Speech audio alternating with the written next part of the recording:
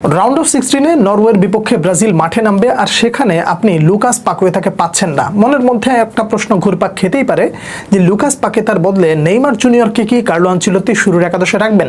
এই একটা প্রশ্ন আপনার মধ্যে ঘুরপাক খেতে পারে। একই সাথে আপনি এটাও ভাবতে পারেন ক্যাসিমিরোর কিছু একটা ইনজুরি বা কিছুটা দুর্বলতা বা কিছু একটা সমস্যার কথা মোটামুটি চারপাশ দিয়ে শোনা যাচ্ছে, এটার সত্যতা কতটুকু এবং কি ফরমেশনে কার্লো আনচেলত্তি যেতে পারেন, এই ব্যাপারগুলো নিয়ে যদি আপনার মধ্যে কোনো প্রকার ধোঁয়াশা থাকে, এই ভিডিওটা পরিপূর্ণ দেখলে আপনার মধ্য থেকে সব প্রশ্নের পাশাপাশি সব ধোঁয়াশা অনেকটাই দূর হয়ে যাবে বলে আমি ব্যক্তিগতভাবে মনে করি। আশা করি মনোযোগ সহকারে শুনবেন। প্রথম প্রশ্ন যেটা, লুকাস পাকুয়েতার বদলে নেইমার জুনিয়রের কি খেলার সম্ভাবনা আছে? দেখুন, এই সংক্রান্ত বিষয় নিয়ে আগে একটা ভিডিও করেছিলাম এবং সেখানে পরিষ্কারভাবে আমি একটা প্রেডিকশন করেছিলাম। আবারও বলি, যেটা বলেছি সেটা প্রেডিকশন, আমি যেটা বলবো সেটাই সংবিধান, এটাই হইতে হবে এমন কোনো কিছু না।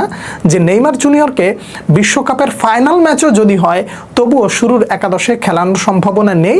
নেইমার জুনিয়র একেবারে একটা ফিক্সড একটা প্ল্যানিংয়ের অংশ হয়ে আছেন, যেই প্ল্যানিংটা শুধুমাত্র 60 থেকে নিয়ে 90 পর্যন্ত হতে পারে, কিংবা এক্সট্রা টাইমে যদি যায় তাহলে নেইমার জুনিয়র সেই 30 মিনিটের জন্য ফিক্সড একজন পার্সন হয়ে থাকবেন, যে দলের জন্য নেইমার যেন শেষ মুহূর্তে নিজের সেরাটা দিয়ে দলের জয় নিশ্চিত করতে পারেন। তার কারণ পেনাল্টি টেকারে নেইমার জুনিয়রকে লাগবে। আশা করি এই ব্যাপারটা নিয়ে আর কোনো সন্দেহ বা কোনো প্রশ্ন আপনার মধ্যে নেই। এবার লুকাস পাকুয়েতার বদলে কে খেলতে পারেন? দেখুন, প্রথম একটা অনিশ্চিত ফরমেশনের দিকে আমি আপনাকে একটা ইঙ্গিত দিতে পারি। সেই অনিশ্চিতর ব্যাপারটা হলো যে কার্লো আনচেলত্তি যদি ফরমেশনটা চেঞ্জ করেন তাহলে লুকাস পাকুয়েতার জায়গায় আর একটা নাম যুক্ত করতে পারেন, সেটা হলো ম্যাথুস কুনহাকে নিচে নামিয়ে এনে উপরে অর্থাৎ নাম্বার 9-এ ইগোর থিয়াগোকে খেলাতে পারেন। কিন্তু আমার ব্যক্তিগতভাবে মনে হয় না এটা কার্লো আনচেলত্তি করবেন। যেই জায়গাটায় একটা শূন্যতা তৈরি হয়েছে সেই জায়গাটায় একটা শূন্যতা পূরণের জন্য যাকে প্রয়োজন তাকে যদি খেলানো হয় তাহলে এই সমস্যাটার সমাধান হয়ে যেতে পারে।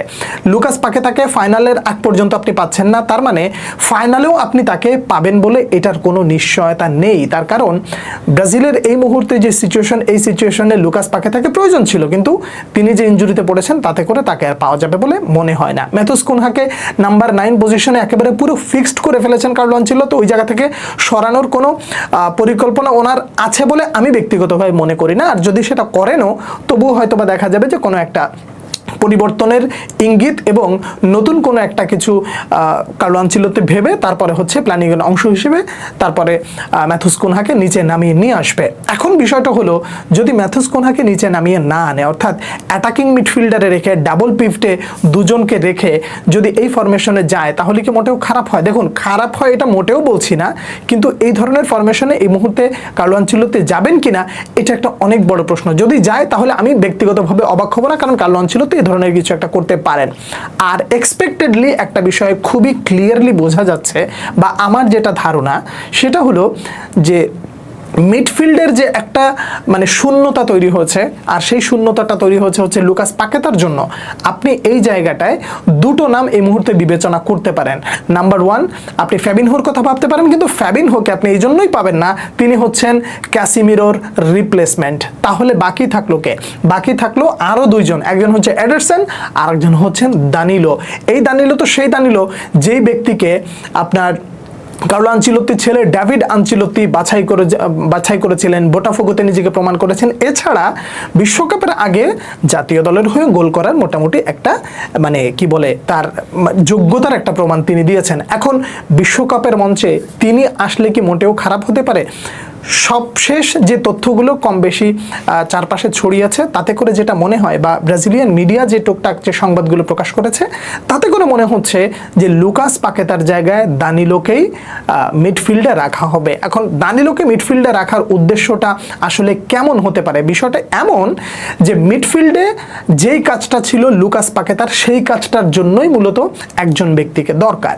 এখন ওই কাজটা আসলে কেমন ছিল? ওই কাজটা ছিল হচ্ছে মিডফিল্ডে আধিক্যতা বা মিডফিল্ডের কন্ট্রোলের যে জায়গাটা সেটা অবশ্যই ঠিকঠাক রাখতে হবে, এবং তিনি যেন নিচে নেমে এসে ডিফেন্ডারদের কিছুটা সহযোগিতা করতে পারে, বিশেষ করে ফুল ব্যাক পজিশনে। তো এই ধরনের অ্যাটেম্প্ট যখন আপনি একজন মিডফিল্ডার কাছ থেকে পাবেন তখন তার ভেতরে অ্যাঙ্করম্যানশিপ না, যখন সে প্রয়োজনে ব্রুনো গিমারাইজের মতন বক্সে সুইচ করতে পারে, আবার সেখান থেকে পেছনে সরেও আসতে পারে। তো এই ধরনের মেন্টালিটির জন্য আপনি এডারসনকেও ভাবতে পারেন, আবার এই জায়গায় আপনি দানিলোকেও ভাবতে পারেন। দেখুন, আমার ব্যক্তিগত পছন্দের জায়গাটা যদি আমি বলি, আপনি অসন্তুষ্ট হতে পারেন, আমি এডারসনকে পছন্দ করি। কেন করি জানেন?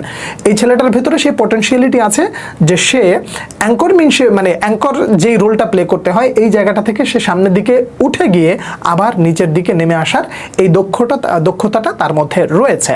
ম্যানচেস্টার ইউনাইটেড ক্যাসিমিরোর বিকল্প হিসেবে এরকম একটা নাম পছন্দ করার নিশ্চয়ই একটা ভালো কারণ রয়েছে, নইলে কিন্তু এত বড় একটা ক্লাবে বা এই নামটাকে এত সহজেই তারা বাছাই করতে পারতো না। নিশ্চয়ই তার ভেতরে কিছু একটা আছে, অ্যাটালান্টায় তিনি এই ধরনের কিছু একটা করেছেন।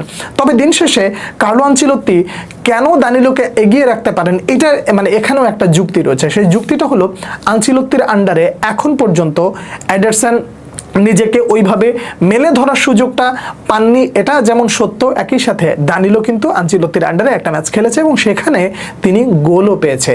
এই ধারণা মতে আশা করা যায় যে দানিলোকেই আপনি প্রথম একাদশে দেখলেও দেখতে পারেন। প্রেডিকশন দুটো, যদি দানিলো থাকেন তাহলে মানে যে ফরমেশন আছে ওই ফরমেশনেই থাকছে, আর যদি মনে করেন যে ক্যাসিমিরো এবং ব্রুনো গিমারাইজ দুজনকে ডাবল পিভটে রেখে আপনি অ্যাটাকিং মিডে কি বলে ম্যাথুস কুনহাকে রেখে যদি আপনি ফরমেশনটা সাজান, তাহলে নাম্বার 9 পজিশনে ইগোর থিয়াগোকে আপনি দেখলেও দেখতে পারেন, অথবা এন্দ্রিককেও আপনি দেখতে পারেন নাম্বার পজিশনে। কিন্তু সেটা আমার মনে হয় না হবে, তার কারণ এন্দ্রিক সুপার সাব হিসেবে দুর্দান্ত কিছু একটা করতে পারে বলে আমি ব্যক্তিগতভাবে মনে করি।